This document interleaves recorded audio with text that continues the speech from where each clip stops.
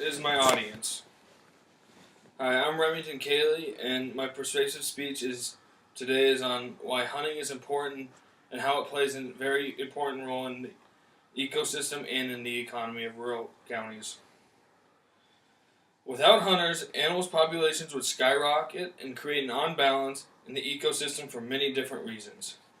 Throughout my speech, I hope to inform people on the benefits that hunting provides to both the ecosystem and the economy, but also to change people's perception that think that hunting might be cruel and should not be allowed. Hunting plays a very vital role in keeping balance in the ecosystem and also helps stimulate economies in rural parts of the nation, especially times like now when we're in a recession. Without hunters to regulate animal populations, there would become a very unhealthy relationship in the ecosystem, and economies would not be generating income. Hunters reduce numbers of all species in an attempt to manage their populations. The government controls the amount of licenses gave out each year according to their data and population numbers that they track throughout the year of the animals.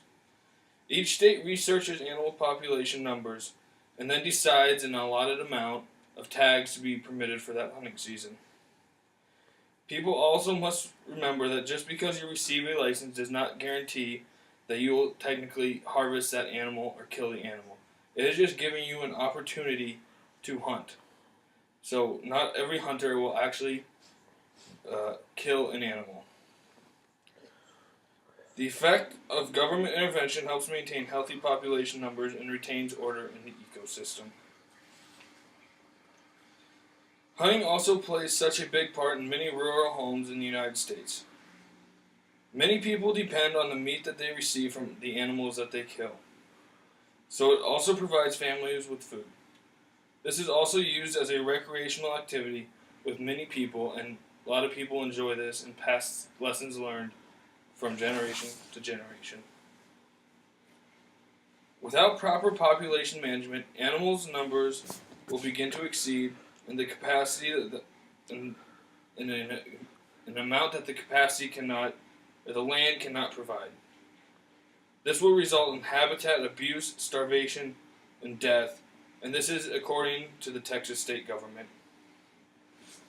Also, the money generated from the purchase of hunting license stimulates economies and allows national and state parks to retain their beauty that have made them parks in the first place.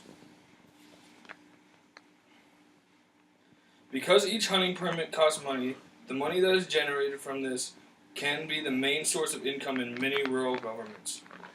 Also, with this money, part of it goes to the Department of the Interior of the United States, which operates and controls the national parks and forests of this country. Without the money, non-hunters that intend to use these parks, their taxes would increase dramatically, because the money earned from the tags and permits, the majority of that money is gave to the Interior, which does all the work and is able to pay their employees. In the state of Nebraska, over $5 million was put into land conservation just from the revenue generated from the hunting license and permits, according to amfire.com. Also, through the money paid last year by hunters for licenses, across the nation, $796 million was put to conservation programs, according to Rocky Mountain Elk Foundation. Today there are an all-time high of animals, and this is because the money is generated from the hunters. In the year 1907, there were only 41,000 elk remained in this country. Today, there is over 1 million. That is an increase of over 950,000 animals. In the year 1900, there were only 500,000 white-tailed deer in this nation. Today, there is over 32 million white-tailed deer. And this is also according to Rocky Mountain Elk Foundation.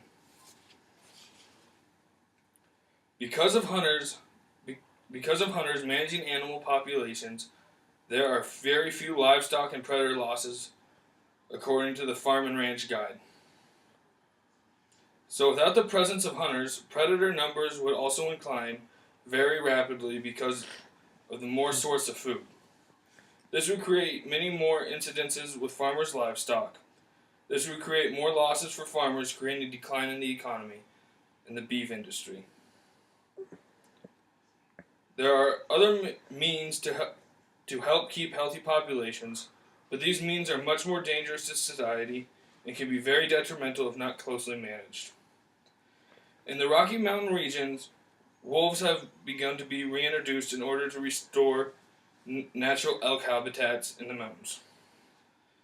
This particular management style was mainly done in Yellowstone National Park, and this is a very good region for this to take place because hunting is not permitted in national parks, and this is the only natural means that elk can maintain healthy numbers and balance, according to 4wolves.com. Because of this effort, the ecosystem in Yellowstone National Park has become much more balanced. The elk population has reached a healthy level. Also, the wolf population has stabilized and does not seem to be growing as much as a high rate as it once did. Even though reintroducing species works for this situation, it is not the best option everywhere. The only reason it works here is because there is a vast amount of land without humans. There are some real dangerous situations that could occur if they were to reintroduce a species to an area and attempt to manage a population. There would be many different economic scenarios which could be bad, and it could also become an invasive species, according to University of Michigan.edu. Because around 19% of the world's species have been bred in captivity, there's an unsafe issue when it comes to placing animals wherever you would like around the world. Some animals have no predators in certain areas, and their population would expand so rapidly it would become a huge issue. So only certain areas can be used for reintroducing species, and they must be monitored and researched before they can assume that they would be a proper fit in a certain ecosystem. So because of hunters, ecosystems are held at a healthy manner, and the economies create revenue, which in turn helps maintain the national parks and forests, which even non-hunters enjoy using and taking in the beauty of our great nation.